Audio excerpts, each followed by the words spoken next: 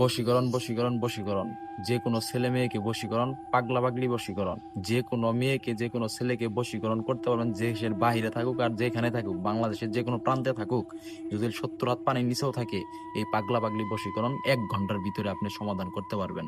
আমি তান্ত্রিক গুরু হাসান ভাই 1000% গ্যারেন্টি দিয়ে বলে দিলাম, খোদার কসম দিয়ে বললাম। যে মনে করেন যে এই যে নকশাটি দেখতে পারতেছেন, এই নকশাটি আপনি হলুদ কাপড়ের ভিতরে অঙ্কন করবেন, করার পরে এই নকশাটি আঁকাবেন, আঁকানির পরে এই নকশাটি আপনি আগুনের ভিতরে, এই আগুনের ভিতরে, মোমের আগুনের ভিতরে এই নকশাটি আপনি এইভাবে জ্বালিয়ে দিবেন। জ্বালিয়ে দেওয়ার পর লগে লগে দেখতে পারবেন পাগলা পাগলি লাফালাফি বশীকরণ শুরু হয়ে গেছে।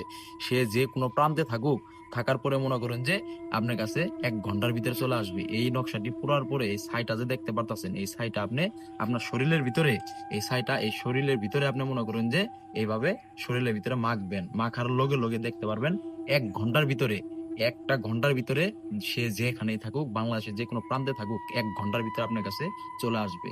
এইভাবে নকশা আপনি পুইরা সেরা এই সাইডারে শরীরের ভিতরে মাখবেন। আর হ্যাঁ, অবশ্যই এই নকশাটি আঁকানির সময় পাক পবিত্র থাকতে হবে।